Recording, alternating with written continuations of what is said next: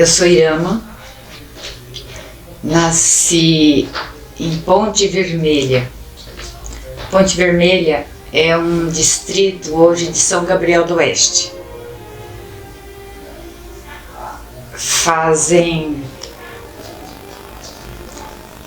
59 anos que lá naquela terra eu tive o privilégio de nascer numa casinha barreada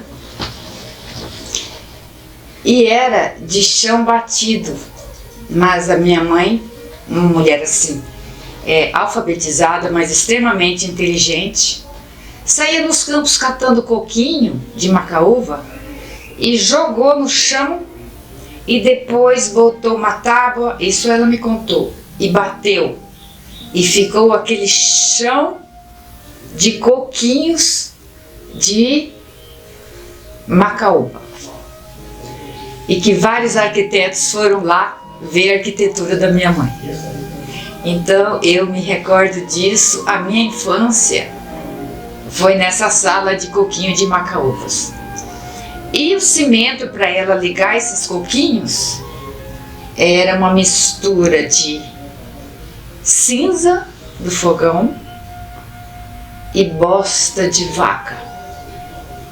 Dá uma liga muito legal e que depois de seca ela varria e aquilo ficava branquinho e as cabecinhas dos coquinhos brilhoso. Coisa mais linda. E nessa sala de coquinhos tinha um banco vermelho e uma cadeirinha bem pequena, porque eu era bem pequena também naquela época, ainda sou hoje, né? E nessa cadeirinha, nesse banco vermelho, foi onde eu aprendi a ler. Ela me ensinava a ler, a escrever num banquinho da sala, num banco vermelho com uma cadeirinha, na sala do chão de macaúba. E ali eu alfabetizei, minha mãe semi-alfabeta me alfabetizou e meu pai, nas horas vagas, quando ele não estava no campo, cavalgando, mexendo com as coisas, na labuta de um homem sertanejo, ele me ensinava as outras coisas, como história, biologia, geografia. E assim eu fui alfabetizada, sozinha, lá no meio do mato. E com 7 anos eu tive que vir para Campo Grande para estudar, porque não justificava mais eu ficar naquela sala sem uma pessoa para me orientar, né? Eu tinha que vir para estudar, e assim foi. Eu vim com 7 anos, fui morar com a minha avó e desde cedo tomei conta da minha vida. Daí com os 12 anos eu fui morar com uma tia e depois morei em um pensionato. Era o pensionato da tia Morena. Era ela uma belavistense e com ela eu morei até terminar minha faculdade. Então eu tomei conta da minha vida muito cedo. E isso foi bom. Responsabilidade cedo é bom, porque a gente se torna uma pessoa mais consciente, mais decidida, mais firme. E isso me fez seguir numa seara que eu penso que foi isso que deu rumo na minha vida. Viver sozinha, tendo que ser responsável por mim mesma. Claro, meu pai e minha mãe sempre me dando apoio, de lá. E quando eu vim com 7 anos, aonde que fizeram um teste na Márcia, eu fui estudar na Márcia, me colocaram no 2º ano. Eu com 7 anos, nunca tinha entrado numa sala de aula, já entrei no 2º ano. Naquele tempo, 2º ano primário, era assim que falava. E depois de 2 meses, tudo que a professora passava, eu sabia. Daí eu passei para o 3º ano. Eu lembro que a professora Terezinha e o Pedro Chaves aplicaram uma prova do terceiro ano e eu já fui para o terceiro ano. E, modéstia à parte, daí até concluir a faculdade, as minhas notas sempre eram as primeiras da turma. Desde o terceiro ano primário. Eu tenho um amigo, Luiz Cláudio, que ele é endocirurgião dentista. Ele diz assim, que eu era simplesmente irritante. Até hoje ele fala que eu sou irritante. Porque ele nunca conseguia tirar uma nota maior do que eu. E assim, eu era um bichinho do mato. Eu tinha medo de tudo, eu era acuada, eu não me enturmava, nunca me enturmei. Desde pequena, muito reservada. Daí me formei, fiz serviço social, planejamento e serviço social. Fui trabalhar na LBA, antiga LBA, que era o órgão federal responsável pelos repasses de todos os convênios para todos os municípios e organização não governamental. Lá eu trabalhei até que eu passei no concurso da Prefeitura Municipal na área de saúde, foi um concurso específico, e fui para a saúde. E na saúde que eu me realizei, porque na saúde você vê acontecer, você vê a cura, você vê o acompanhamento do que precisa, a orientação, o encaminhamento. Trabalhei na saúde até quando fui indicada para o Conselho Municipal de Assistência Social, aonde a doutora Tânia Garibe me conheceu. E no Conselho Municipal de Assistência Social, atuei pela saúde 1 ano. E daí ela assumiu como secretária de Assistência Social e me levou com ela. Daí eu fui para a Secretaria de Assistência Social do município de Campo Grande, aonde fui chefe da assessoria técnica e jurídica e posteriormente do monitoramento. Fiquei 8 anos nesse setor, nesses 2 setores, e depois fui com ela para o governo do estado. No governo do estado, eu fui superintendente de benefícios sociais dos programas sociais do governo do estado, e depois, por 4 anos, eu fui superintendente da política de direitos humanos do governo do estado de Mato Grosso do Sul. Aprendi muito trabalhando nessas áreas, principalmente na área de direitos humanos, que é uma área muito difícil, é um leque muito grande e que é um eterno estudar, porque os direitos humanos, ele começa desde quando você está dentro da barriga da mãe, e por aí vai, né? O direito de nascer, o direito de crescer, o direito de morar, o direito de estudar. E a gente nessa área, eu estudei muito, porque a gente trabalhou com crianças usuárias de substância psicoativa, a gente trabalhou com a população LGBT, nós trabalhamos com os indígenas, com erradicação do subregistro de nascimento, com os povos indígenas, visitamos todas as aldeias de Mato Grosso do Sul trabalhando com esse projeto, e que esse projeto foi referência nacional. Nós fomos representar Mato Grosso do Sul no encontro nacional, aonde o Brasil foi aprender com a gente como é que se fazia isso. Ele existia no Brasil inteiro, mas o nosso foi referência. E isso nos orgulha muito. E, enquanto superintendente da política de direitos humanos, a gente participou de vários projetos também como o programa de proteção à testemunha. Então era muito ligado à justiça, né? Direitos humanos é muito ligado à justiça. E foi um programa também maravilhoso, porque a gente entendeu como é que funciona essa questão da proteção à testemunha.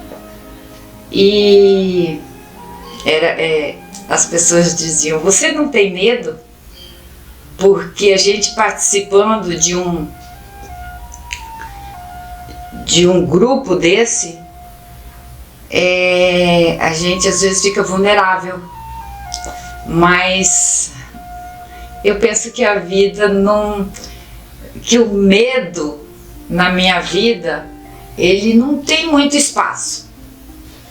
Então o que tem que fazer a gente faz, e sempre procuramos fazer muito bem feito, que dê resultados.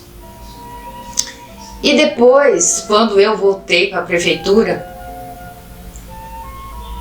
depois de 8 anos no governo do estado, nesses 2 cargos, eu voltei para a Secretaria de Saúde, que é a minha casa, que é da onde eu sou concursada. Eu fui cedida para o estado. Voltei e fui trabalhar primeiro na CESAL, na sede, e depois eu pedi para ir para o Jardim Noroeste, unidade de saúde básica da família, de um dos bairros mais pobres de Campo Grande, e onde está localizado o presídio de segurança.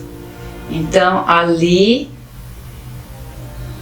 eu também pude exercer a minha profissão junto com aquelas famílias, porque ali tem as famílias dos presos nos arredores do presídio. Ali tem muita droga, ali tem muita violência, ali tem violação dos direitos humanos de uma maneira geral, né? A população é muito pobre. Tem várias favelas hoje, favelas indígenas, pessoas morando debaixo de barraco de lona preta, e não é fácil para uma assistente social trabalhar numa área dessa. Até as minhas chefias imediatas falavam para mim: Irama, você não tem que sair de dentro da unidade de saúde, o seu trabalho é aqui dentro da unidade de saúde. Gente, como que eu ia ficar dentro de uma sala com aquela população que fazia fila na porta da minha sala? Era incrível, porque os agentes de saúde falavam: Irama, as pessoas querem conversar com você, as pessoas querem e precisam que você vá até a ela. E eu nunca disse não. Ela falou assim: como que as pessoas fazem fila para você atender e você atende todo mundo? Porque eu penso que o meu trabalho foi boca a boca, ele se expandindo no Jardim Noroeste.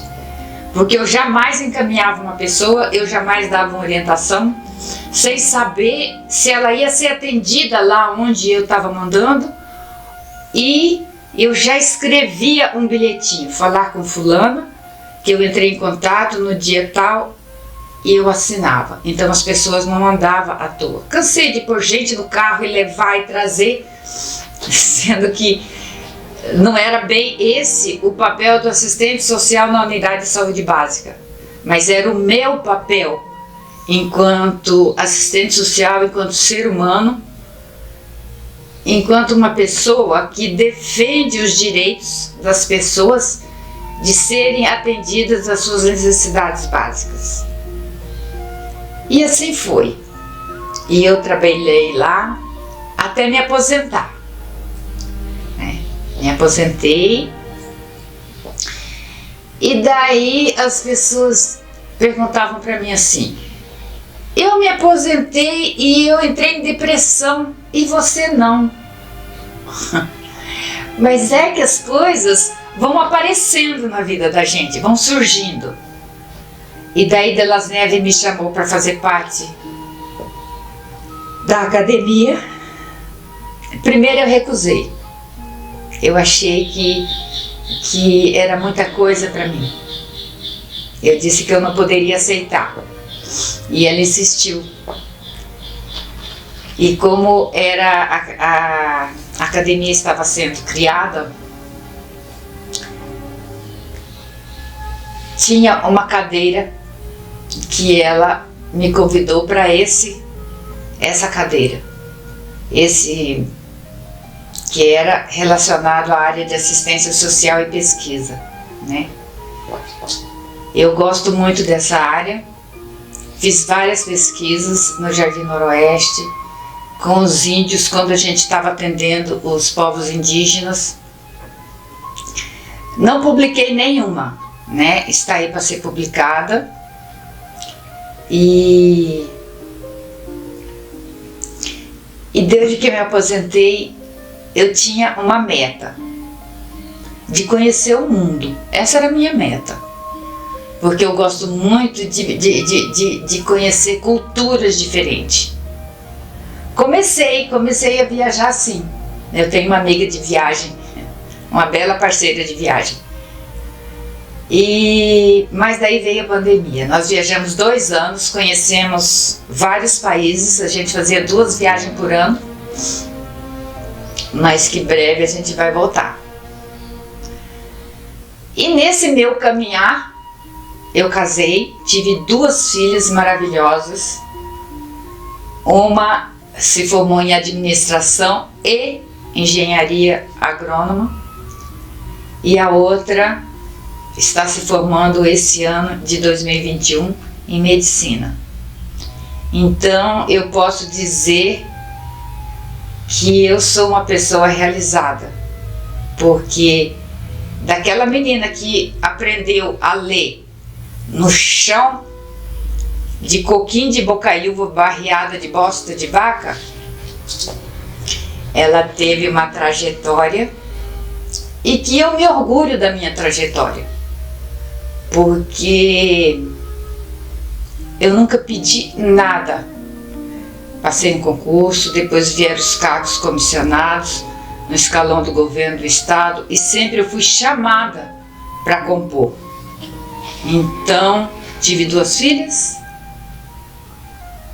hoje são formadas praticamente, que só me dão orgulho. Fui casada, sou separada, mas isso não me abalou para que eu traçasse a minha vida como eu achava que ela deveria ser. Um belo dia eu atendi uma ligação, e era um rapaz do interior de São Paulo que queria falar com o assistente social da unidade de saúde. E ele estava falando com ela, que era eu. E daí ele disse assim: eu estou à procura do meu pai há mais de 20 anos. Eu já liguei para a polícia, eu já liguei para todos os hospitais e ninguém me deu informação. Eu contratei um detetive e ele me disse que meu pai estava em Campo Grande, mas não conseguiu encontrá-lo. E daí um policial me disse que era para eu falar com o assistente social, que assistente social às vezes faz milagre. E eu disse a ele: como chama o seu pai? Ele me disse o pai dele, o nome do pai, e eu fui, porque os cadastros, todas as pessoas que são atendidas na unidade de saúde têm um cadastro, faz uma ficha. E pela ficha, eu disse a ele: você me liga amanhã. No outro dia ele me ligou. O pai dele, pelo cadastro, era um morador de rua, alcoólatra, e assim, em deterioração, porque ele tinha diabetes, ele tinha cirrose, ele tinha todas as mazelas. E daí eu fui atrás desse senhor, no endereço que estava no sistema. Não encontrei, não tinha ninguém nesse endereço. E o Alexandre, que era o filho desse senhor, me ligava todos os dias. E eu disse a ele: eu vou encontrar o seu pai. Deus há de me ajudar que eu vou encontrar o seu pai. E assim foi. O nome dele, eu procurei pelo nome desse senhor em todos os lugares. Fiz reunião com os agentes de saúde e ninguém conhecia. Eu achava estranho porque ninguém se lembrava desse senhor. Daí eu disse a ele: você não tem uma fotografia dele para me mandar, alguma coisa? Ele disse: eu tenho. E ele é cego de um olho. Falei: pronto, era isso que eu precisava. E a partir daí eu andei em todas as favelas, em todos os acampamentos, nos assentamentos, até nos assentamentos da área rural, porque me disseram que esse senhor, que em tal assentamento tinha um senhor com o nome dele. E assim eu fui. E quando eu ia, eu gravava e mandava para ele, porque ele não conheceu o pai. Quando o pai veio, ele tinha 2 anos de idade e o irmão dele era de colo. E daí entra naquelas favelas, porque Jardim Noroeste tem umas favelas que é muito complicado. Mas eu fui, eu prometi e fui. Até que um auxiliar de enfermagem me disse: eu acho que eu sei quem é esse senhor. E daí ele andava comigo. Eu passei quase 2 meses procurando este senhor e entrando naquelas favelas, porque na favela as pessoas que mexem com alguma coisa errada, eles não dão informação. Em Jardim Noroeste tem muita droga, né? Então quando eu entrava na favela e perguntava por esse senhor, um olhava para o outro olhava para o outro e dizia: não, a gente não conhece. E daí eu comecei a ir junto com esse técnico com o uniforme da Secretaria de Saúde, com jaleco branco. Porque, não sei se vocês sabem, nessas áreas de risco, eles respeitam a saúde e o bombeiro. O resto não. Então eu ia fora do meu horário de serviço, porque eu trabalhava das 7 às 13, eu ia no período da tarde. Esse rapaz ia comigo, porque daí ele aproveitava e já fazia o trabalho dele na comunidade, e eu ia de jaleco de assistente social da CESAL, porque assim eu podia ser recebida pela comunidade e pegar alguma informação. Daí o moço disse assim: ele morava aqui nesse barraco que pegou fogo. Meu Deus! E um olhava para o outro e o outro olhava para o outro e ninguém me dizia para onde que ele tinha ido. A senhora vai lá em cima nessa rua que tem um povo lá que fica lá naquele barraco de lona preta. Cheguei lá naquele barraco, era um frio. Aquelas pessoas estavam cozinhando uns ossos dentro de uma lata de tinta, que ainda tinha umas rebarbas de tinta, com os pauzinhos embaixo. Era a comida do dia. Ali eu já arrumei mais coisa para fazer, né? Mas, voltando, eu disse: vocês não sabem, me falaram que eu ia encontrar ele aqui nesse lugar com vocês. Não, ele está lá embaixo. Porque Jardim Noroeste é grande. E áreas espalhadas, né? Tem um pouco aglomerado e depois lá profundo é um matagal, é uma coisa. Ele está lá numa casinha com a gradinha branca na frente. Fui. E tá. E daí eu chegando lá, às vezes eu tinha receio de descer, porque eram alguns lugares que dava para ter receio. Daí eu disse pro rapaz que estava comigo: desce e vê se ele está aí. Daí ele desceu e daí uns 3 minutos ele gritou lá de dentro: Irama, encontrei o seu homem. Já tinha virado meu homem. E olha que nós encontramos. E ele, todo mundo conhecia ele pelo apelido. que era Leleco. Mas só que a gente não sabia que ele tinha esse apelido. Então a gente procurava pelo nome dele e ninguém conhecia ele pelo nome. Então foi essa dificuldade. E foi uma emoção muito grande quando eu liguei do meu celular para a família, para o filho. O filho dele hoje é vereador numa cidade do interior de São Paulo. E ele me disse assim, eu falei, olha, encontrei o seu pai. E eles choravam.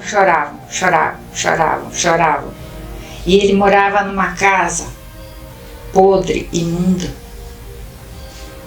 E eu fiz esses filhos virem, hospedei esses meninos, atendi, veio a mãe do Leleco e conheceram o Leleco. Daí ficaram uns 4, 5 dias e foram embora. Daqui a pouco o Leleco ficou doente, foi para a unidade 24 horas, isso tudo dentro de uns 4 meses aconteceu tudo isso. E depois foi para o hospital universitário. E eu ligando para esse povo, vocês vêm porque o Leleco tá ruim, porque o Leleco tá ruim. E daí vieram. Ficaram uma semana de novo aqui. Eu conversei com o serviço social do HU e a família pôde ficar uma semana e um pouquinho. Uma semana é uns 8 dias por aí. 24 horas eles ficavam acompanhando o Leleco dentro do hospital. Depois de 8 dias foram embora, passaram 3 dias, o Leleco faleceu. E os filhos já tinham arrumado um centro de recuperação para ele em São Paulo, porque ele bebia, para ele fazer tratamento, para ele virar um ser humano de novo, né? Porque a vida que ele vivia, eu encontrava Leleco andando de pé no chão no Jardim Noroeste, com um short que mal conseguia ficar na cintura dele, sem camisa, meio-dia, de fogo, tanto que ele morreu de cirrose hepática. E eu penso que o Leleco sobreviveu e Deus me colocou na vida dessa família para que ele se encontrasse com os filhos que ele abandonou, né? E depois eu descobri que ele veio de São Paulo porque ele matou um homem lá e fugiu. E nunca mais voltou de medo de ser preso.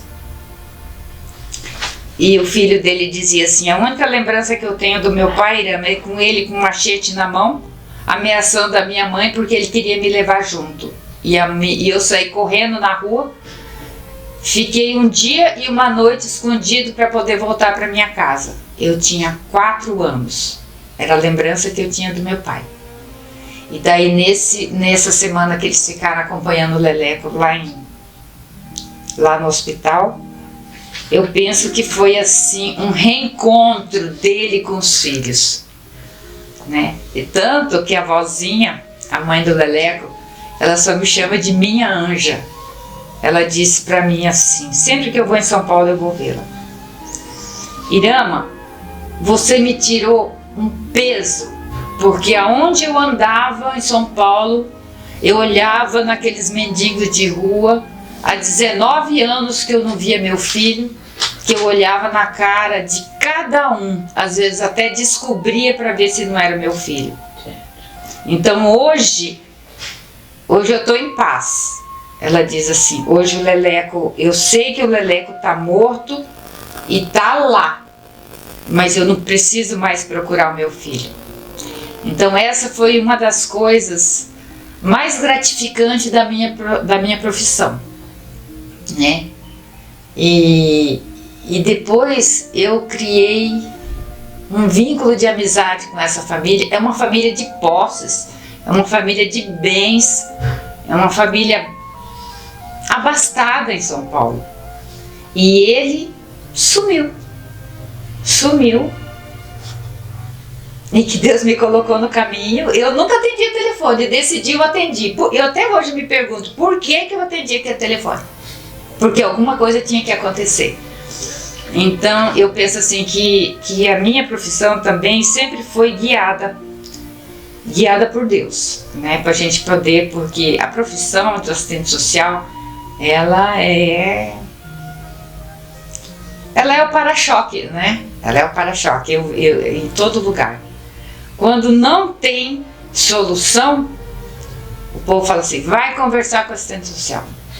E foi o que o policial fez, porque nem o detetive não encontrou o Lelego. E eu prometi que eu ia achar, e eu achei. Com a graça de Deus, eu sempre agradeço. Então, eu estou me aventurando na literatura, e é uma aventura mesmo, porque, como eu disse, o meu objetivo, depois que eu me aposentei, era conhecer o mundo, conhecer culturas diferentes, conhecer lugares diferentes, povos diferentes. Eu sempre tive muita vontade de sair do meu chão e conhecer outros chãos. E eu comecei a escrever crônicas sobre as minhas viagens, né? Então eu comecei. E um pouco forçada pela Delas Neves, porque ela falou assim, você escreve. Mas Delas Neves, eu escrever, eu não tenho um dom muito para escrita. Não, mas você escreve.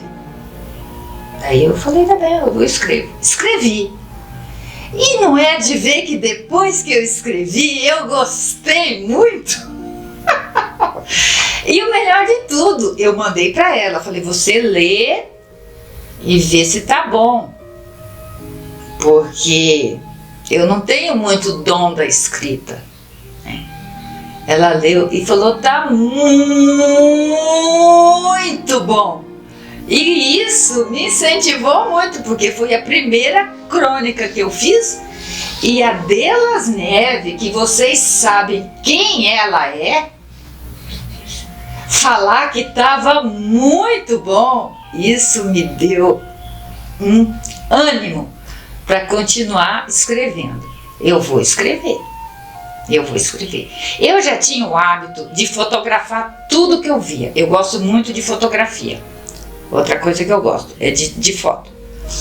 E daí eu tenho, e assim, eu fotografo e eu relato embaixo o que é aquilo. Às vezes um pequeno detalhe de um chafariz, um pequeno, por onde Jesus Cristo passou. Então eu fotografo e daí eu sempre escrevo alguma coisa embaixo para eu saber depois o que é aquilo, porque a gente vai depois, aquele emaranhado de fotos a gente não sabe.